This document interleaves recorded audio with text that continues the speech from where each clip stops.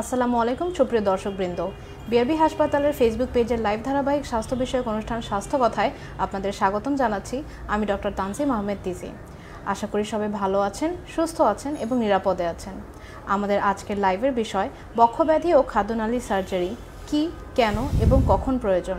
আর আজকে আমাদের এই বিষয়ে আলোচনা করতে অতিথি হিসেবে উপস্থিত আছেন বিশিষ্ট thoracic surgeon doctor Kazi Saiful Islam Shakil, consultant thoracic surgery, BRB হাসপাতাল। আসসালামু আলাইকুম স্যার, কেমন আছেন? ওয়ালাইকুম আসসালাম, আলহামদুলিল্লাহ ভালো আছি। জি দর্শক, আপনাদের যদি কোনো মন্তব্য বা কোনো প্রশ্ন থেকে থাকে তাহলে অবশ্যই লাইভের কমেন্ট বক্সে জানাবেন। যথাসাধ্য স্যার চেষ্টা করবেন তার উত্তর দেওয়ার। স্যার, প্রথমে জানতে চাবো বক্ষব্যাধি ও খাদ্যনালী সার্জারি জিনিসটা কি স্যার? ধন্যবাদ।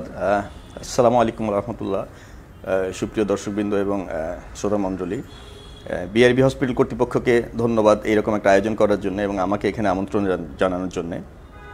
তো আজকের আমাদের বিষয়টা হচ্ছে বক্ষব্যাধি বিষয়ক রোগে সার্জারির প্রয়োজন কখন করব এবং কেন করব। তো বক্ষব্যাধি বিষয়ে সার্জারিকে আমরা আমাদের মেডিকেল টার্মে বলি থোরাসিক সার্জারি। এইটা সহজ ভাষায় ফুসফুসের সার্জারি বা লাং সার্জারি বা চেস্ট সার্জারি এইভাবে বলা যায়। তো বুকে বক্ষব্যাধি ডিজিজ বা রোগগুলো বুঝি বুকে অবস্থিত যে সমস্ত অঙ্গ প্রত্যঙ্গ আছে সেখান থেকে এই রোগগুলোর উৎপত্তি।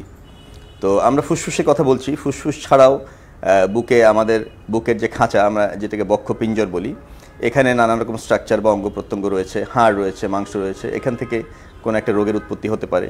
ফুসফুস তো আছেই, দুটো ফুসফুসের মাঝখানে রক্তনালী থাকে, খাদ্যনালী থাকে এবং ফুসফুস এবং পেটের মাঝখানে একটা পর্দা থাকে, ডায়াফ্রাম যেটাকে বলি আমরা। এই সমস্ত অর্গান বা অঙ্গ প্রত্যঙ্গ থেকে যে কোনো একটা ডিজিজ বা একটা রোগ উৎপত্তি হলে পরে আমরা কোনো কোনো ক্ষেত্রে সার্জারি বা অপারেশনের প্রয়োজন হয়। তো এইটা আরও ডিটেইল বা ব্যাখ্যাতে আমরা যাব আশা করি আলোচনার মাঝখানে। জি ধন্যবাদ স্যার। স্যার, এই যে বক্ষব্যাধি ও খাদ্যনালীর রোগগুলো, স্যার এগুলো মানে একটু যদি উদাহরণ দিতেন যে কি কি রোগ আর সার্জারিগুলো কখন প্রয়োজন হয়? ধন্যবাদ। রোগের ব্যাপারে আমি একটু প্রাথমিকভাবে বলি। যেমন বক্ষব্যাধি বা বক্ষব্যাধি রোগের উপসর্গ যদি আমি আলোচনা করি, যেমন দেখা যায় যে আমাদের কাশি হয়, জ্বর হয়, শ্বাসকষ্ট হয়, অথবা কাশির সাথে কফ বেরোতে পারে, ঘন কফ বা হালকা কফ, বা এমনকি কাশির সাথে রক্ত যেতে পারে, বুকে ব্যথা হতে পারে।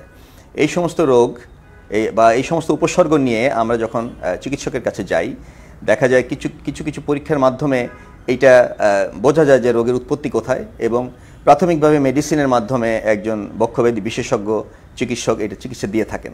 তবে একটা পর্যায়ে দেখা যায় যে হয়তো মেডিসিনের মাধ্যমে রোগটা নিয়ন্ত্রণ হচ্ছে না, তখন আমাদের সার্জারি বা অপারেশনের প্রয়োজন পড়ে। অথবা প্রথমেই যদি আমি ইনভেস্টিগেশন বা পরীক্ষা নিরীক্ষার মাধ্যমে বুঝতে পারি যে এই রোগটা অপারেশনের করার মতো যোগ্য বা অপারেশন করা লাগবে, তাহলে প্রথমেই এই পেশেন্ট বা এই রোগীদের আমরা অপারেশনের ব্যবস্থা করতে পারি। তো আমি যদি সমস্ত রোগগুলোকে একটু ব্রডলি ভাগ করি, যেমন ইনফেকশন থেকে রোগ হয়, অথবা কোনো রকমের টিউমার থেকে হতে পারে বা টিউমারের উৎপত্তি, অথবা আঘাতজনিত কারণে বা কোনো অ্যাক্সিডেন্ট বা এমার্জেন্সি একটা সিচুয়েশনে কিছু কিছু রোগের উৎপত্তি হয়, যেগুলো আমরা সার্জারির মাধ্যমে ডিল করতে পারি। তো আমি কি আরও ডিটেইল বলবো? আচ্ছা, আরও ডিটেইল বা বিস্তারিত যদি আমি বলি, ধরেন ফুসফুস এবং বক্ষব্যাধি রোগের আওতায়, বক্ষব্যাধি রোগের আওতায় ফুসফুস ছাড়াও যে সমস্ত অঙ্গ প্রত্যঙ্গ রয়েছে, একটু আগে আমি বললাম খাদ্যনালী, শ্বাসনালী, দুই লাংস বা ফুসফুসের মাঝখানে বিভিন্ন অঙ্গ প্রত্যঙ্গ স্ট্রাকচারস আছে, ফুসফুস এবং পেটের মাঝখানে একটা পর্দা আছে, এবং বক্ষ পিঞ্জর যেটা বুকের খাঁচা আমরা যেটাকে বলছি, সেখানে হাড় আছে, মাংস আছে, স্কিন বা চামড়া আছে। যে কোনো জায়গা থেকে এই রোগের উৎপত্তি ঘটতে পারে।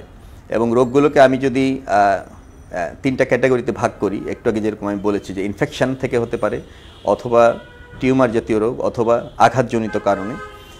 তো সেইভাবে যদি আমি ভাগ করি, আমাদের আঘাতজনিত কারণে যে সমস্ত পেশেন্ট আমরা পেয়ে থাকি, রাস্তাঘাটে অ্যাক্সিডেন্টের কারণে বা মানুষ উপর থেকে পড়ে গেলেন বা কোনো কিছুতে চাপা পড়লেন দেওয়ালের সাথে বা অন্য কোনো গাছের সাথে, তখন বুকের হাড় ভেঙে যায়, আমরা যেটাকে বলি রিব ফ্র্যাকচার। বুকের হাড় ভেঙে যায়, বুকের উপরে বড় একটা কাটা হতে পারে, এমনকি এমন হতে পারে যে দুই হাড়ের মাঝখানে মাংস কেটে গিয়ে ফাঁক হয়ে ভেতর থেকে ফুসফুসটা দেখা যাচ্ছে বা ফুসফুস বেরিয়ে গেছে, এগুলোকে আমরা ওভারঅল চেস্ট ট্রমা বা আঘাতজনিত বক্ষব্যাধি সমস্যা বলে চিহ্নিত করি। এই ধরনের কেসে আমাদের কোনো সময় সার্জারি প্রয়োজন হয়। যেমন বুকের খাঁচার ভেতরে রক্ত জমে যায়, বাতাস জমে যায়, তখন আমরা একটা টিউব দিয়ে যে কোনো এক পাশে ডান দিকে বা বাঁ দিকে একটা টিউব দিয়ে সেই রক্তটা বা বাতাসটা বের করে দিই। এটা একটা প্রাথমিক সার্জারি। আর যদি বড় করে কেটে যায় সেটা সেলাই করে দিয়ে আসতে হয়, এটা এক ধরনের সার্জারি। হাড় ভেঙে গেলে কোনো সময় সেই হাড় জোড়া লাগানোর ব্যবস্থা করতে হয়, এটা এক ধরনের সার্জারি। আর যদি ভেতরে ফুসফুসে কোনো আঘাত থাকে, ফুসফুসের কোনো অংশ ছিঁড়ে গেল, সেইটাকে সেলাই করার মাধ্যমে আমরা সার্জারি করি যাতে করে সেটা রিপেয়ার করা যায়। আর এছাড়া আরও কিছু এমার্জেন্সি সিচুয়েশন হয়, যেটাকে আমি ঠিক অ্যাক্সিডেন্ট বলবো না, বাট অন্য দিক দিয়ে চিন্তা করলে অ্যাক্সিডেন্ট বলা যায়। যেমন খাবার খেতে গিয়ে আমার খাবার আটকে গেল গলাতে, যেহেতু আমার গলাতে মুখ দিয়ে আমি খাবার খাই, আবার মুখ দিয়ে এবং নাক দিয়ে আমি নিঃশ্বাস নেই, সো আমার বুকের মাঝখান দিয়ে খাদ্যনালী এবং শ্বাসনালী দুটা নালী পাস করেছে। তো এর মধ্যে খাদ্যনালীতে কোনো কিছু খাবার আটকে যেতে পারে। বাচ্চাদের এটা বেশিরভাগ ক্ষেত্রে হয়, হয়তো একটা পয়সা আটকে গেল, মুখে দিয়েছে একটা ছোট বাচ্চা বুঝতে না পেরে, বা অনেক সময় আমরা এমনও পাই কানের দুল আটকে যাচ্ছে খাদ্যনালীতে, সেইটা আমরা এন্ডোস্কোপির মাধ্যমে বের করতে পারি। আর যদি এমন হয় যে জিনিসটা শ্বাসনালীতে আটকে গেল, তখন তীব্র শ্বাসকষ্ট এবং কাশি হয়। বাচ্চাদের এই জিনিসটা বেশি হয়। দেখা যায় হয়তো একটা বাদামের টুকরা বা একটা সুপারির টুকরা বা একটা তেঁতুলের বিচি বাচ্চা মুখে দিয়েছে বুঝতে না পেরে, হঠাৎ করে শ্বাসনালীতে চলে গেল। ইদানিং আমরা বেশ কিছু পেশেন্ট পাচ্ছি স্কার্ফ পিন, যেটাকে আমরা হিজাব পিন বলতে পারি, লম্বা একটা পিন হয়তো মুখে রেখে একজন মহিলা স্কার্ফ বাঁধছিলেন, ওই সময় এটা চট করে হঠাৎ করে মুখের ভেতর চলে গেল, শ্বাসনালীতে চলে গেল। এইগুলো এন্ডোস্কোপির মাধ্যমে বের করা যায় কাটাছেঁড়া না করে। আর যদি এমন একটা পর্যায়ে চলে যায় যেটা খুব ডিপ বা ফুসফুসের অভ্যন্তরে চলে গেল, এন্ডোস্কোপির মাধ্যমে সেটা বের করা যাচ্ছে না, তখন আমরা অপারেশন করে ফুসফুস কেটে সেটা বের করে নিয়ে আসতে পারি। আর ট্রমার মধ্যে আঘাতজনিত কারণ মোটামুটি এইরকম। আচ্ছা, এখন আমি যদি নেক্সট ক্যাটাগরিতে যাই, ইনফেকশনের কথা বলেছি। আমাদের দেশে কমন ইনফেকশন হলো নিউমোনিয়া অথবা টিউবারকুলোসিস, যক্ষ্মা পেশেন্ট আমরা পাই। সো এই ধরনের পেশেন্ট, নিউমোনিয়া বা টিউবারকুলোসিসের যে পেশেন্টগুলো আমাদের কাছে আসে, এই পেশেন্টগুলোও বুকের ভেতরে বাতাস জমে যাওয়া অথবা পানি জমে যাওয়া অথবা পুজ জমে যাওয়া, এই ধরনের একটা পরিস্থিতি নিয়ে আসতে পারেন আমাদের কাছে। তো বুকের মধ্যে বাতাস জমে গেলে, পুজ জমে গেলে, পানি জমে গেলে, রক্ত জমে গেলে একটা টিউব লাগিয়ে ডান দিকে অথবা বাঁ দিকে আমরা এই পানিটা বা পুজটা বা বাতাসটা বের করে দিতে পারি। টিউবটার সাথে একটা ব্যাগ লাগানো থাকবে, সেই পানিটা বা পুজটা এসে সেই ব্যাগের মধ্যে জমা হবে। এটা একটা প্রাথমিক সার্জারি। এরপরে যদি দেখা যায় ফুসফুসের অভ্যন্তরে, অবশ্যই একজন নিউমোনিয়ার পেশেন্ট, একজন টিউবারকুলোসিসের পেশেন্ট মেডিসিনের মাধ্যমে তার চিকিৎসা হবে প্রাথমিকভাবে। যদি তাতে করে উনি সুস্থ হয়ে যান তাহলে তো ভালো, আলহামদুলিল্লাহ। আর যদি দেখা যায় যা আমি বললাম পানি জমে গেল বা পুজ জমে গেল, সেটা বের করার একটা সার্জারি আছে। আরেকটা সার্জারি আছে কমপ্লিকেশনস যদি হয়, যদি এমন হয় দেখা যায় যে টিউবারকুলোসিস বা যক্ষ্মা রোগ ওষুধ খেয়ে 6 মাস সাধারণত ওষুধ খেতে হয়, খেয়ে রোগী ভালো হয়ে গেলেন, কিন্তু ফুসফুসে তার একটা কমপ্লিকেশন বা জটিলতা থেকে গেল, যে ফুসফুসের একটা অংশ নষ্ট হয়ে গেল অথবা একটা অংশে গর্ত হয়ে গেল, আমরা বলি অ্যাবসেস, লাংসের ভেতরে বা ফুসফুসের ভেতরে ফোড়া হয়ে গেল।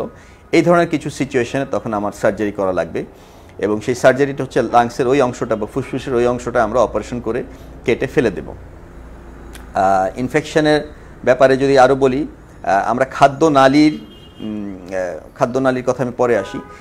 এছাড়া অন্যান্য ইনফেকশন এরকম দেখা যায় যে ইনফেকশনের কারণে ছোটোবেলা থেকে ইনফেকশন বা নিউমোনিয়া হতে হতে এমন একটা সিচুয়েশন হয় যে ফুসফুসের একটা অংশ বা সম্পূর্ণ ফুসফুস এক পাশে সম্পূর্ণ নষ্ট হয়ে গেছে, এবং সেই নষ্ট ফুসফুসের কারণে শ্বাস, কাশি এবং জ্বর বা নিউমোনিয়ার এই প্রকোপ চলতেই থাকে সারা বছর। এছাড়া অনেক সময় কাশির সাথে রক্ত আসে।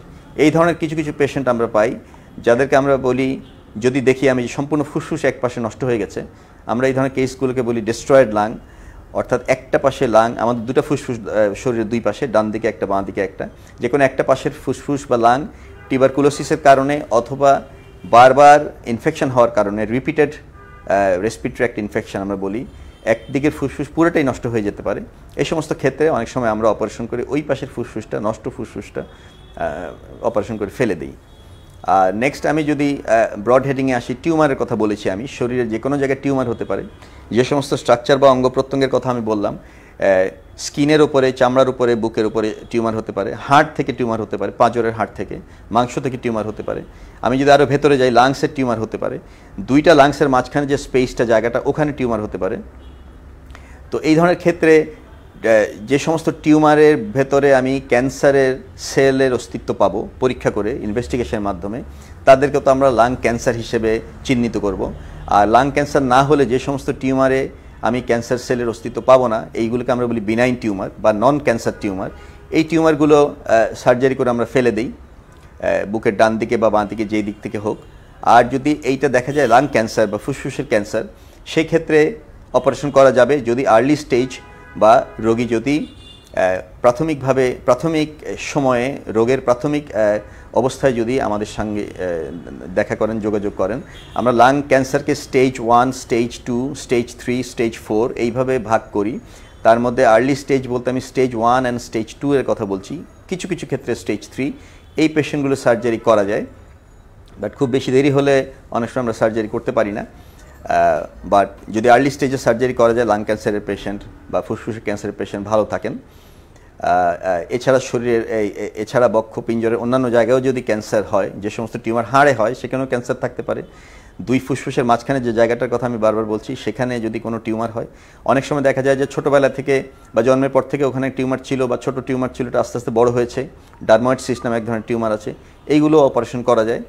আর যদি ক্যান্সার পাওয়া যায়, তাহলে আমরা অপারেশন করার আগে অবশ্যই স্টেজিংটা দেখে নিব, কোন স্টেজে আছে ক্যান্সারটা। যদি স্টেজ 1, 2 এর মধ্যে পড়ে যায়, সেক্ষেত্রে আমরা অপারেশন করতে পারি সাকসেসফুলি। জি, ধন্যবাদ স্যার। স্যার, আমরা ধরেন স্যার, আপনারা কোনো সার্জারিতে যাওয়ার আগে কি কি ধরনের পরীক্ষা নিরীক্ষা বা ইনভেস্টিগেশনগুলো করে থাকেন, যেটাতে বোঝা যাবে আদার দেন এন্ডোস্কোপি যে এখন সার্জারি প্রয়োজন? ধন্যবাদ। প্রাথমিকভাবে যখন বুকের কোনো উপসর্গ নিয়ে একজন রোগী ডাক্তারের কাছে আসেন, আমি আগে বলেছি বুকের উপসর্গের মধ্যে কাশি থাকবে, জ্বর থাকতে পারে, শ্বাসকষ্ট থাকতে পারে, কাশির সাথে রক্ত যেতে পারে, পুঁজ যেতে পারে, বুকে ব্যথা থাকতে পারে।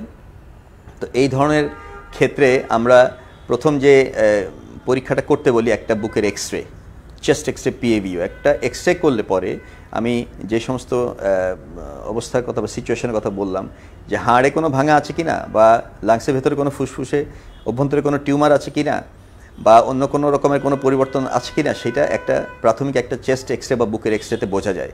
এছাড়া যদি পেশেন্ট বা রোগী কাশির কথা বলেন, কফের কথা বলেন, তাহলে আমরা কফটা পরীক্ষা করতে পারি, কিছু রক্ত পরীক্ষা করে দেখতে পারি যে রক্তের মধ্যে কোনো ইনফেকশন বা ক্যান্সারজনিত কোনো পরিবর্তনের নমুনা বা চিহ্ন দেখা যাচ্ছে কিনা। আর এক্সরেতে যদি কোনো একটা ফাইন্ডিং আমরা পাই, একটা এক্সরে দেখে যদি আমি বুঝতে পারি যে হ্যাঁ কোনো একটা কিছুর উপস্থিতি বোঝা যাচ্ছে, সেই ক্ষেত্রে অনেক সময় আমরা জিনিসটা ক্লিয়ার করার জন্য সিটি স্ক্যান করি। তো সিটি স্ক্যান এখন বিভিন্ন জায়গায় অ্যাভেলেবল আছে, একটা সময় অতটা সহজপ্রাপ্য ছিল না, এখন সিটি স্ক্যান বিভিন্ন জায়গায় হচ্ছে। সিটি স্ক্যান করলে আমরা আরও ডিটেইল প্যাথোলজি বা রোগটা সম্পর্কে জানতে পারি। এইটা ইনিশিয়ালি আমি এটাই বলবো যে একটা এক্সরে, একটা সিটি স্ক্যান, কফ পরীক্ষা। কফ পরীক্ষার মধ্যে যেমন টিউবারকুলোসিস বা যক্ষার পরীক্ষা সারা দেশে এখন হয়, সরকারিভাবে হয়, বেসরকারিভাবে হয়। ফলে আমি একটা কফ পরীক্ষা করে এই যে ইনফেকশনের চিন্তা আমরা করছি, এটা কি যক্ষা কিনা, সেইটা খুব সহজে আমরা ধরতে পারি। আর আরও অন্যান্য পরীক্ষা তো রয়েছেই। জি, ধন্যবাদ স্যার। স্যার, একজন দর্শক প্রশ্ন করেছেন যে যদি রেসপিরেটরি ইনফেকশনের পার্সেন্টেজটা লো থাকে, তাহলে স্টেরয়েড ছাড়া কি আর কোনো অপশন আছে কিনা? আমার মনে হয় এখানে মানে যে প্রশ্নটা উনি করেছেন ঠিক সার্জারি রিলেটেড না, তবে স্টেরয়েড তো কফ, কাশি বা বুকের রোগে একটা স্টেজে স্টেরয়েড দিতে হয়। হয়তো শুরুতে আপনাকে ডক্টর বা চিকিৎসক স্টেরয়েড দিবেন না। যদি কাশির প্রবলেম বলেন বা জ্বরের প্রবলেম বলেন, যদি ইনফেকশনের অস্তিত্ব ধরা পড়ে পরীক্ষার মাধ্যমে, তাহলে অ্যান্টিবায়োটিক দিবেন, অথবা একদম ইনিশিয়ালি অ্যান্টিবায়োটিক না দিয়ে উনি শুধু কাশির ওষুধ দিয়ে দেখতে পারেন। এটা যদি ভাইরাল ফিভার হয়, অনেক সময় দেখা যায় কাশির ওষুধ দিলে, জ্বরের ওষুধ দিলে রোগটা ভালো হয়ে যাবে। কিন্তু যাদের ক্ষেত্রে ইনফেকশন সন্দেহ করবেন ডাক্তার, হাই ফিভার থাকলে তাদের ক্ষেত্রে অ্যান্টিবায়োটিক দিয়ে ট্রাই করবেন। তারপরে যদি না হয় একটা পর্যায়ে হয়তো স্টেরয়েড দিবেন, অথবা যদি উনি নন কেস বা পুরনো রোগী হন, যার শ্বাসকষ্ট আগে থেকে রয়ে গেছে, তাকে হয়তো শুরুতেই স্টেরয়েড দিতে পারেন। স্টেরয়েড ট্যাবলেটের আকারে আছে, ইনহেলারের আকারে আছে, নেবুলাইজেশনের আকারে আছে, যে কোনো আকারে সেটা দেওয়া যেতে পারে। তবে এটার সাথে আমি ঠিক এই কন্ডিশনগুলোকে সার্জিক্যাল কন্ডিশন বলবো না। সার্জিক্যাল কন্ডিশন তখনই আমরা বলবো যে আমি যদি এমন কোনো রোগের অস্তিত্ব পাই পরীক্ষার মাধ্যমে যেখানে আমি বুঝতে পারছি যে মেডিসিনে রোগটা কন্ট্রোল হচ্ছে না পুরোপুরি, সার্জারি প্রয়োজন রয়েছে, সেই ক্ষেত্রে সার্জারির মাধ্যমে এটা চিকিৎসা করতে হবে। স্টেরয়েডটা একটা আপেক্ষিক ব্যাপার, কোনো কোনো সময় সার্জারির আগে পরেও আমরা স্টেরয়েড দিয়ে থাকি। এটা আসলে প্রত্যেকটা ইন্ডিভিজুয়াল পেশেন্টের উপরে ডিপেন্ড করবে। জি জি স্যার, ধন্যবাদ স্যার। একজন দর্শক প্রশ্ন করেছেন এখন কি হসপিটালে রোগী দেখা হয় কিনা। দর্শক, বিআরবি হাসপাতালে এখন স্বাস্থ্যবিধি মেনে সকল প্রকার রোগেরই দেখা হচ্ছে, চিকিৎসা দেওয়া হচ্ছে। সো আপনার যখনই প্রয়োজন তখনই আপনি চলে আসতে পারেন। স্যার, এই যে নিউমোনিয়া অথবা টিউবারকুলোসিস বা যক্ষা যেটা আমরা বলে থাকি, এটা আমরা জানি যে জেনারেলি মেডিকেলি ট্রিটমেন্টটা দেওয়া হয় অথবা ওষুধের মাধ্যমে দেওয়া হয়ে থাকে। কোন পর্যায়ে গেলে আমরা সার্জারি দরকার হবে বলে মনে করব? ধন্যবাদ। একটু আমি ওই কোভিডের সময়ে চিকিৎসা হয় কিনা এই ব্যাপারে একটু বলি। সরকারি হাসপাতাল এবং বেসরকারি হাসপাতাল সব জায়গাতেই এখন রোগী দেখা হচ্ছে। যে সমস্ত মেডিসিন বিশেষজ্ঞ আছেন ওনারা অত্যন্ত সাবধানতার সাথে রোগী দেখছেন, নিজেদের প্রোটেকশন এবং রোগীর পক্ষ থেকে প্রোটেকশন, যেমন মাস্ক পরে নিচ্ছেন, কেউ কেউ একটা শিল্ড মাথার সামনে কপালের সামনে শিল্ড পরে নিচ্ছেন, অথবা চেম্বারে যেখানে উনি বসছেন সামনে একটা কাচের একটা দেওয়াল বা পর্দা থাকছে, অথবা অনেক সময় এমনও দেখা যায় যে অনলাইনে কনসালটেশন করা হচ্ছে। সরকারি হাসপাতালগুলোতেও চিকিৎসা এখন চলছে। একটা ব্যাপার আমি অপারেশন রিলেটেড যদি বলি, আমরা সাধারণত এখন পার্সোনাল প্রোটেকশন তো আমরা নিচ্ছি সবাই, মাস্ক পরে নেওয়া, কেউ কেউ পিপি পরছেন, কেউ কেউ একটা শিল্ড পরছেন, এটা বলেছি আমি। এছাড়া যদি কোনো একটা পেশেন্ট আমি সিদ্ধান্ত নেই যে তার অপারেশন লাগবে, অবশ্যই প্রত্যেক ক্ষেত্রে এই পেশেন্টের কোভিড টেস্ট আমরা করে নিচ্ছি। কোভিড টেস্ট না করে কোনো পেশেন্ট আমরা অপারেশন করাচ্ছি না। সুতরাং যারা অপারেশন করাতে যাচ্ছেন তাদের এই প্রস্তুতি থাকতে হবে যে অপারেশনের একদিন বা দুদিন আগে আমরা কোভিড টেস্টটা করে নিব, কোভিড নেগেটিভ হলে পরেই আমরা অপারেশনে এগিয়ে যাব। আচ্ছা, এখন আপনার ওই পরের প্রশ্নে ফিরে আসি যে ইনফেকশন ক্যাটাগরি বা ইনফেকশনের আওতায় আমরা যে সমস্ত রোগের কথা বলছি, মূলত নিউমোনিয়ার কথা বলি এবং টিউবারকুলোসিসের কথা বলি, এবং নিউমোনিয়া টিউবারকুলোসিস থেকে যে সমস্ত কমপ্লিকেশনস বা জটিলতা হয় সেই সমস্ত কেসে আপনার অপারেশন লাগবে। এমন দেখা গেছে নিউমোনিয়া এবং টিউবারকুলোসিস বেশিরভাগ ক্ষেত্রে ঔষধ খেয়ে বা টিবির ওষুধ 6 মাস খেতে হয়, ওইগুলো খেয়ে ভালো হয়ে যাচ্ছে। কিন্তু যাদের কমপ্লিকেশনস থেকে যায়, যেমন আমি যে কমপ্লিকেশনস কথা আগেই বলেছি যে বাতাস জমে যায় বুকের খাঁচার ভেতরে, বাতাস জমে যায় বুকের খাঁচার ভেতরে, পানি জমে যায়, আমরা বলি নিউমোথোরাক্স বা প্লুরাল ইফিউশন। দেন বুকের খাঁচার ভিতরে পুজ জমে যায়, আমরা এটাকে বলি পায়োথোরাক্স বা এমপাইমাথোরাসিস। এই সমস্ত ক্ষেত্রে সার্জারি লাগে, 1 নম্বর। 2 নম্বর হলো সেই সার্জারিটা সিম্পল সার্জারি, একটা চেস্ট ড্রেন টিউব আমরা রাইট সাইডে বা লেফট সাইডে এক পাশ থেকে এটা অপারেশন করে এটা পরিয়ে দেব, এবং তার সাথে একটা ব্যাগ থাকবে, ব্যাগে এসে সেই পুজটা বা পানিটা জমা হবে। দেন এমন হলো যে ভেতরে পুজ বা পানি দীর্ঘদিন জমে থাকতে থাকতে ফুসফুসের গায়ে একটা পর্দা পড়ে গেল, আমরা এটাকে বলি থিকেন প্লুরা। থিকেন প্লুরা যদি কারো কোনো পেশেন্টের দেখা দেয়, আমরা অপারেশন করি, সেই অপারেশনকে আমরা বলি ডিকর্টিকেশন, মানে যে পর্দাটা ফুসফুসে গায়ে থাকে সেটা মোটা হয়ে ফুসফুসটাকে চেপে ধরে। সো অপারেশনের মাধ্যমে সেই পর্দাটা আপনি যেমন ফলের খোসা ছাড়ানো হয় যেভাবে, সেইভাবে পর্দাটা লাংস বা ফুসফুসের গা থেকে ছড়িয়ে দিলে ফুসফুসটা আবার ফুলতে পারে, ফলে পেশেন্ট শ্বাসকষ্ট নিয়ে বা কাশি নিয়ে যে সমস্যা বা কমপ্লেন করেন সেটা সেরে যায়। আর আরও যদি আমি অন্যান্য কমপ্লিকেশনের কথা বলি, যে নিউমোনিয়া হয়ে একটা ফোড়া হলো, লাংসের ভেতরে ফোড়া, আমরা বলি লাং অ্যাবসেস, সেরকম অ্যাবসেস হলে সেটাও আমরা যদি দেখা যায় মেডিসিনের মাধ্যমে, ইঞ্জেকশনের মাধ্যমে সারছে না, তাহলে অপারেশন করে সার্জারি করে আমরা সেটা ড্রেন করে দিই, অথবা সেই অংশটা অপারেশন করে কেটে ফেলে দিই। অথবা এমন দেখা যাচ্ছে যে টিউবারকুলোসিস বা নিউমোনিয়া ভালো হয়ে গেছে কিন্তু লাংসের ভিতরে একটা গর্ত থেকে গেছে, সেই গর্তের কারণে পরবর্তীতে রিপিটেড ইনফেকশন হয়, 2 মাস 3 মাস পর পর ইনফেকশন হয়, অথবা কাশির সাথে রক্ত যায়। এই ধরনের সিচুয়েশনে আমরা ওই গর্তটা বা আমরা ক্যাভিটি বলি, ক্যাভিটিটা আমরা অপারেশন করে ফেলে দিই, বা একটা লাংয়ের যে অংশটা ক্যাভিটি আছে সেটা ফেলে দিই। এই ক্যাভিটির মধ্যে ময়লা জমতে পারে, এখান থেকে রক্ত ঝরে কাশির সাথে রক্ত আসতে পারে, এখানে ফাঙ্গাস জমে যায়, একটা কন্ডিশন হয় অ্যাসপারজিলোমা বা ফাঙ্গাল বল বলি আমরা, যে টিউবারকুলোসিস হয়েছিল, টিউবারকুলোসিস ভালো হয়ে গেছে, লাংসের ভেতরে একটা গর্ত মতো তৈরি হয়েছে, সেই গর্তে ময়লা জমেছে এবং শ্বাসের সাথে ফাঙ্গাস ঢুকে গেছে শরীরের ভেতরে এবং ওই গর্তের মধ্যে ওইটা জমে গেছে এবং অপারেশন করে কেটে ফেললে দেখা যায় ওখানে একটা কাদার মতো একটা দলা হয়ে আছে গোল বলের মতো। এটা আসলে মেইনলি ফাঙ্গাস থেকে হয় এবং পেশেন্টগুলো আমাদের কাছে আসে কফ, কাশি, জ্বর এবং কাশির সাথে রক্ত যাওয়া এই সমস্যাগুলো নিয়ে। এক্সরে করলে বোঝা যায়, সিটি স্ক্যান করলে, এক্সরে করলে প্রাথমিকভাবে বোঝা যায়, সিটি স্ক্যান করলে আরও ক্লিয়ার হয়। তখন আমরা অ্যাডভাইস করি যে ওই অংশটা যদি আমরা অপারেশন করে ফেলে দিই, লাংসের ওই অংশটা, তাহলে পরে ওনার এই সমস্যা থাকবে না। তো এইগুলো হচ্ছে মেইনলি জটিলতার জন্য অপারেশন। অথবা সম্পূর্ণ ফুসফুস যদি নষ্ট হয়ে যায়, রিপিটেড ইনফেকশন, বারবার নিউমোনিয়া হয়েছে ছোটোবেলা থেকে, 10, 12, 13 বছর ধরে নিউমোনিয়া হচ্ছে, অথবা টিউবারকুলোসিস হয়েছে একবার বা দুবার, পরবর্তীতে দেখা যায় ফুসফুসের একটা অংশ অথবা সম্পূর্ণ ফুসফুস যে কোনো এক পাশে নষ্ট হয়ে গেছে, তখন আমরা অপারেশন করে ওই ফুসফুসটা বা ওই অংশটা ফেলে দিই। জি, ধন্যবাদ স্যার। স্যার, যদি এটা ডিরেক্টলি সার্জারি কোয়েশ্চেন না, একজন দর্শক প্রশ্ন করেছেন, তাও সবার উদ্দেশ্যে একটু কোয়েশ্চেনটা করছে যে ফুসফুস মানে ফুসফুসের সমস্যাগুলো কি কি কারণে হয়ে থাকে বা কি কি লাইফস্টাইল মানে অ্যাভয়েড করলে এই সমস্যা থেকে মানে প্রতিকার পাওয়া যেতে পারে? ধন্যবাদ। আমরা যদি প্রিভেন্টিভ মেডিসিন নিয়ে আলোচনা করি, যে আমরা কি করলে ফুসফুসের রোগ থেকে বেঁচে থাকতে পারবো, কি সাবধানতা অবলম্বন করলে। যেমন আমাদের দেশে এই এখন যে করোনা পিরিয়ড চলছে, করোনা পিরিয়ডে আমরা অনেকেই মাস্ক ব্যবহার করছি, কারণ করোনা ভাইরাস বাতাসের মাধ্যমে আমাদের শরীরে প্রবেশ করতে পারে এই ভয়ে।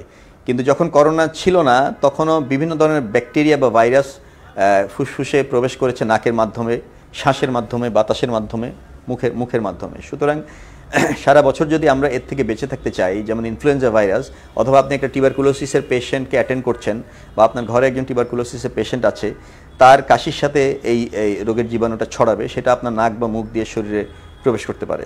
তাহলে পরে আমি যদি সবসময় মাস্ক পরার একটা অভ্যাস রাখি, যে আমি যখন বাইরে বেরোবো। আরেকটা কথা হলো পরিবেশ দূষণ, এনভায়রনমেন্টাল যে পলিউশন হচ্ছে, এয়ার পলিউশন হচ্ছে, রাস্তায় বেরোলে আপনি দেখবেন যে ধোঁয়া খুব বেশি এবং ধুলাও খুব বেশি। এগুলি থেকে বাঁচতে হলে মাস্ক ব্যবহার করা একটা প্রাইমারি প্রোটেকশন। সুতরাং করোনা না থাকলেও আমরা একটা মাস্ক ব্যবহার করতে পারি সবসময় যখন আমরা বাইরে যাব। ঘরের বাইরে গেলে, হাসপাতালে রোগী দেখতে গেলে, অথবা অন্য কোথাও কোনো রোগী দেখতে গেলে আমরা মাস্ক ব্যবহার করতে পারি। দেন আমরা সবসময় হেলদি খাবারের মধ্যে থাকবো। সমস্ত ডিজিজ, শরীরে যে সমস্ত ডিজিজ হয় তার মধ্যে অন্যতম একটা রিস্ক ফ্যাক্টর হলো স্মোকিং। যারা সিগারেট খান বা ধূমপান করেন, তারা আমরা ধূমপান থেকে তাদেরকে বিরত থাকতে বলি। স্পেশালি আমরা যে লাং ক্যান্সারের কথা একটু আলোচনা করেছি, লাং ক্যান্সার অথবা বুকে একটা দীর্ঘমেয়াদী শ্বাসকষ্ট হয়, এটাকে আমরা বলি সিওপিডি। সিওপিডির কারণে কোনো সময় সার্জারি প্রয়োজন হয়। এই ধরনের পেশেন্টগুলো দেখা যায় দীর্ঘদিনের স্মোকিং বা ধূমপানের হিস্ট্রি আছে, হয়তো 20, 30 বছর, 40 বছর ধরে উনি ধূমপান করছেন, এখন তার ফুসফুসে পরিবর্তন দেখা যাচ্ছে বা ডিজিজ দেখা যাচ্ছে। তো আমরা ধূমপান পরিহার করতে পারি এবং তাহলে পরিবেশের হাত থেকে বাঁচলাম, ভাইরাস ব্যাকটেরিয়ার হাত থেকে বাঁচার চেষ্টা করলাম, ধূমপান পরিহার করলাম। স্বাস্থ্যকর খাবার, ফলমূল, পানি বেশি করে খেতে পারি, অর্থাৎ ব্যালেন্স ডায়েট। এমন না যে আমি কোনো একটা ডায়েট বেশি খাচ্ছি বা আরেকটা ডায়েটের আরেকটা অংশ আমার ডায়েটে কম পড়ে যাচ্ছে, তা না। ব্যালেন্স ডায়েট আমরা পড়েছি সবাই ছোটোবেলায়, শ্বেতসার জাতীয়, শর্করা জাতীয় খাবার, অথবা স্নেহ বা আমিষ জাতীয় খাবার বা প্রোটিন জাতীয় খাবার, এই সমস্ত খাবার, ভিটামিনস, মিনারেলস, পানি, সব কিছুর একটা ব্যালেন্স থাকতে হবে। সুতরাং আমি যদি অতিরিক্ত না খাই, আবার প্রয়োজনের তুলনায় কমও না খাই, তাহলে শরীরে রোগ প্রতিরোধ ক্ষমতা থাকবে। আর অন্যান্য যে সমস্ত কথাগুলো বলছি, এইভাবে আমরা কিছুটা বেঁচে থাকতে পারি এই সমস্ত রোগ থেকে। জি, ধন্যবাদ স্যার। স্যার, যে কোনো হাসপাতালে জরুরি বিভাগে বা ইমার্জেন্সিতে আপনারা কি ধরনের পেশেন্ট, মানে কেমন পেশেন্ট আসে, কিভাবে ডিল করেন, কিভাবে স্যার? ধন্যবাদ। এটা আমরা একটু আগে আলাপ করেছি যে আমাদের এমার্জেন্সি যে ডিপার্টমেন্টটা থাকে, বিআরবি হসপিটালে যদি আমি বলি, বা এই ধরনের যে সমস্ত প্রাইভেট হসপিটালগুলোতে অথবা আমাদের সরকারি হসপিটালগুলোতে, এমার্জেন্সি ডিপার্টমেন্টে সব ধরনের রোগী প্রাথমিকভাবে যেয়ে থাকে যখন রোগী তীব্র কষ্ট অনুভব করে।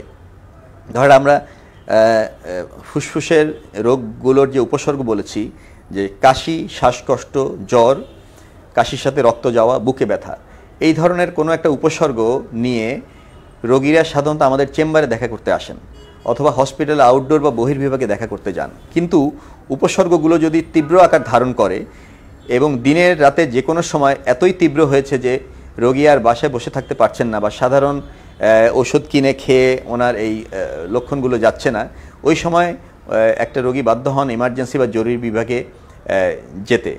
তো সুতরাং ইমার্জেন্সি বা জরুরি বিভাগে যখন ডাক্তার রোগী দেখেন, তখন রোগী তীব্র কষ্ট নিয়ে সেখানে যান এবং তার একটা সমাধান বা তার একটা ইমিডিয়েট রিলিফ তারা চান।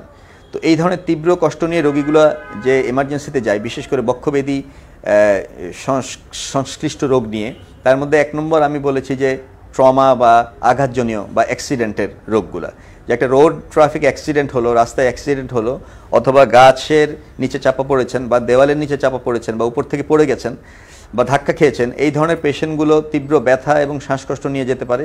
সুতরাং তাদেরকে সাথে সাথে ব্যথার ইঞ্জেকশন দিয়ে, ওষুধ দিয়ে এবং ওভারঅল একটা অ্যাসেসমেন্ট করতে হবে যে তার আঘাতগুলো কোথায় আছে, কী পরিমাণ আছে, রক্তক্ষরণ হচ্ছে কিনা কোনো জায়গায়, সব কিছু দেখে তাকে ওভারঅল একটা ট্রিটমেন্ট দিতে হবে। আগে তাকে স্টেবল করতে হবে, তার ব্লাড প্রেশার, তার রক্ত চলাচল, তার শ্বাস এবং তার মুখের মধ্যে কোনো কিছু এমন কিছু লেগে আছে কিনা যার জন্য উনি শ্বাস নিতে পারছেন না, আমরা বলি এয়ারওয়ে, ব্রিদিং অ্যান্ড সার্কুলেশন, এইগুলো আগে ক্লিয়ার করতে হবে। তারপরে আমরা তার স্পেসিফিক কোন জায়গায় আঘাত সেটা দেখে সেই আঘাতের মাত্রা অনুসারে আমরা ব্যবস্থা নিব। সেখানে যদি সার্জারি প্রয়োজন হয় সার্জারি লাগবে, সার্জারি যদি প্রয়োজন না হয় injection, antibiotic, oxygen, nebulisation, bed rest, এইগুলির মাধ্যমে আমরা চিকিৎসা করব। আর যদি দেখা যায় যে এমন একজন পেশেন্ট গেলেন যে হঠাৎ করে কিছু একটা খাবার খেতে গিয়ে গলায় খাবার আটকে গেছে খাদ্যনালীতে, অথবা শ্বাসনালীতে কোনো কিছু আটকে গেছে, তাহলে এমার্জেন্সি পেশেন্টটাকে ভর্তি করে অপারেশন করে আমরা ব্রঙ্কোস্কোপি অথবা ইসোফেগোস্কোপি, বা আমরা সহজ ভাষায় বলি এন্ডোস্কোপি মানে ক্যামেরা দিয়ে অথবা একটা স্কোপ দিয়ে আমি খাদ্যনালী বা শ্বাসনালীটা দেখে কোনো একটা জিনিস যদি আমি পাই সেটা বের করে নিয়ে আসলে রোগী রিলিফ হয়ে যাবে। আর আরও দুইটা সিচুয়েশন নিয়ে পেশেন্ট এমার্জেন্সি যেতে পারে যে বুকের মধ্যে পানি জমে গেছে, হয়তো বেশ কিছুদিন ধরে বুকের মধ্যে পানি জমছিল, রোগী বুঝতে পারছিলেন অল্প অল্প ব্যথা বা হাঁটাচলা করলে শ্বাসকষ্ট হয়, কিন্তু তিনি হয়তো অল্প কিছু সাধারণ ওষুধ খেয়ে বাসায় ছিলেন যে দেখা যায় হয়তো তার উপসর্গগুলো কেটে যাবে, এটা চিন্তা করেছিলেন। বাট এটা যখন তীব্র আকার ধারণ করে অনেক সময় দেখা যায় যে বুকের ভিতরে পানি জমতে জমতে এমন একটা সিচুয়েশন হয়েছে প্রায় 2 থেকে 3 লিটার পানি অনেক সময় জমে যায় একজন প্রাপ্তবয়স্ক মানুষের। আমরা এটাকে বলি ম্যাসিভ প্লুরাল ইফিউশন। সেই ধরনের পেশেন্টও আসেন এমার্জেন্সিতে, তাদের ওই পানিটা বের করার ব্যবস্থা করলে ইমিডিয়েট তার শ্বাসকষ্ট বা ব্যথা রিলিফ হয়ে যায়।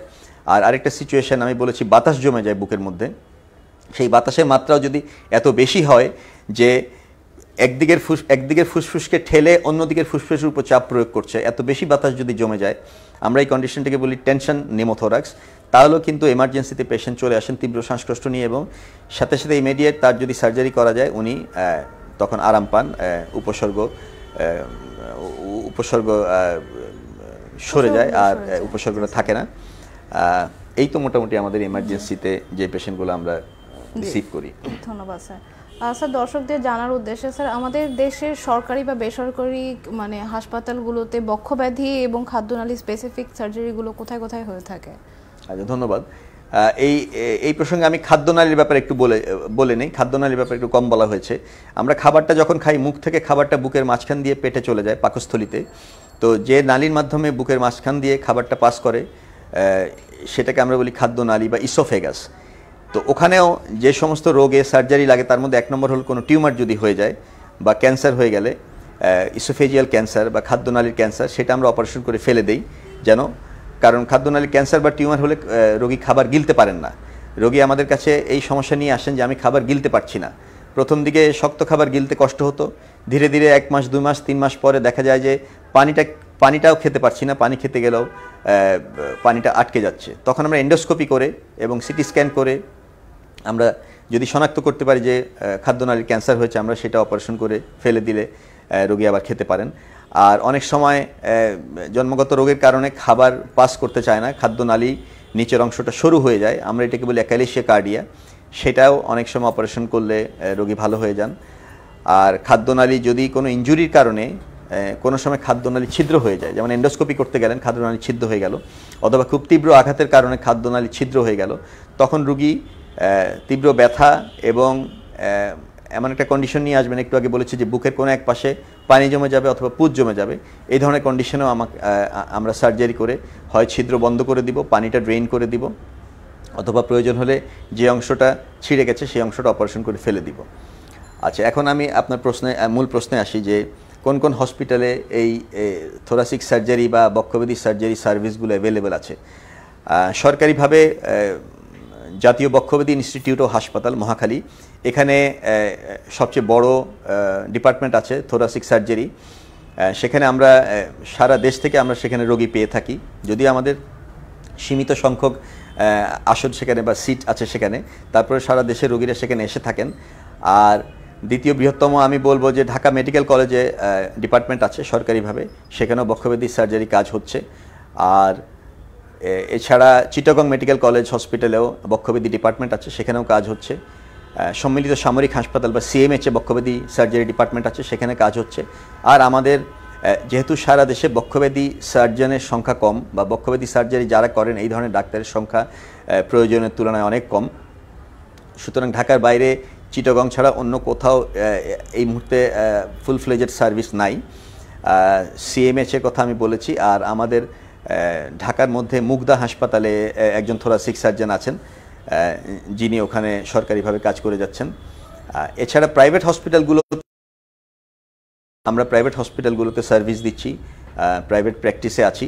বিআরবি হসপিটাল তার মধ্যে অন্যতম। এছাড়াও আরও কিছু প্রাইভেট হসপিটাল ঢাকা শহরে আছে যেখানে এই সার্ভিসটা পাওয়া যাবে। জি, ধন্যবাদ স্যার। স্যার অনেক ধন্যবাদ, আপনি এত ডিটেইলসে সুন্দর করে আমাদেরকে সব কিছু বুঝিয়ে দিয়েছেন। স্যার শেষ করার আগে অনুষ্ঠান দর্শকদের উদ্দেশ্যে যদি কিছু বলতেন। আচ্ছা, আপনাদের সবাইকে ধন্যবাদ।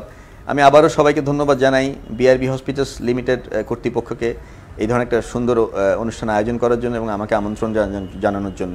আর দর্শক শ্রোতা মণ্ডলীকে আমি ধন্যবাদ জানাই, ধৈর্য ধরে যারা এতক্ষণ অনুষ্ঠানটা দেখেছেন, আমাদের কথা শুনেছেন এবং প্রশ্ন করেছেন। আমি আশা করি প্রশ্নের উত্তর আমি সঠিকভাবে দিতে। আরও কোনো কিছু প্রশ্ন আপনি যদি জানা থাকে তাহলে এই ফেসবুকের এই অ্যাকাউন্টের মাধ্যমে বিআরবি হসপিটালসে আপনি যদি প্রশ্ন রাখেন, আমরা হয়তো কোনো একটা অ্যারেঞ্জমেন্ট করে সেটা উত্তর দিতে পারবো। আর সবাইকে আমি যদি বলেন যে কিছু উপদেশ বা কিছু সতর্কতামূলক কথা যদি আমি বলি, 1 নম্বর হলো আমরা পরিবেশ দূষণ থেকে বেঁচে থাকব। আমরা মাস্ক পরার মাধ্যমে নিজেদেরকে ভাইরাল এবং ব্যাকটেরিয়াল ইনফেকশন থেকে এবং ধোঁয়া থেকে প্রোটেকশন নিয়ে রাখবো। এবং স্মোকিংয়ের অভ্যাস যদি থাকে কারো, স্মোকিং বা অন্যান্য ড্রাগ ইউজ, সেইগুলো থেকে আমরা দূরে থাকব। আর যে কোনো রোগে আপনি দেরি করবেন না। আমার অনুরোধ হলো, যেমন লাং ক্যান্সারের পেশেন্টগুলো আমাদের দেশে আমরা বেশিরভাগ ক্ষেত্রে আমরা দেরি করে পাই। আমি স্টেজের কথা বলেছি, আমরা বেশিরভাগ ক্ষেত্রে স্টেজ 4-এ পেশেন্টগুলো পাচ্ছি। এর কারণ হলো পেশেন্টের যখন বা রোগীর যখন উপসর্গ শুরু হয়, ওনারা প্রথম দিকে অতটা হয়তো পাত্তা দেন না, সাধারণ ওষুধ খেয়ে চলতে থাকেন এবং মনে করেন হয়তো ভালো হয়ে যাবে। কিন্তু একটা পর্যায়ে যখন রোগটা ছড়িয়ে যায়, রোগটা মাত্রা বেড়ে যায়, তখন যখন আমাদের কাছে আসেন অনেক সময় সার্জারি করা যায় না। সুতরাং আমি বলবো যে আপনারা নিজের স্বাস্থ্যের দিকে খেয়াল রাখবেন, প্রয়োজনে ডাক্তারের কাছে চলে যাবেন, সরকারি হাসপাতালে সার্ভিস আছে সেখানে যাবেন। যদি কোনো একটা পরীক্ষা আর্লি করতে হয় পরীক্ষাটা করে ফেলেন। বুকের কোনো কিছু সমস্যা মনে করলে একটা এক্সরে করে ফেলেন। অনেক সময় আর্লি এক্সরে করলে আর্লি স্টেজে লাং ক্যান্সার ধরা পড়ে। সুতরাং যাদের বয়স 40-এর উপরে তারা যদি বছরে একবার করে একটা এক্সরে করেন জাস্ট রুটিন ইনভেস্টিগেশন হিসেবে, তাহলে অনেক সময় খুব ছোট অবস্থায় আমরা লাং ক্যান্সার ডিটেকশন করতে পারি। তো আপনাদেরকে ধন্যবাদ, সবাই সুস্থ থাকেন, ভালো থাকেন, আমাদের জন্য দোয়া করবেন। ধন্যবাদ স্যার। দর্শক ধন্যবাদ এতক্ষণ আমাদের সাথে থাকার জন্য। আশা করি আপনারা স্যারের মূল্যবান উপদেশে কিছুটা হলেও উপকৃত হয়েছেন। পরবর্তী পর্বের আমন্ত্রণ জানিয়ে আজকে এখানেই শেষ করছি। ধন্যবাদ।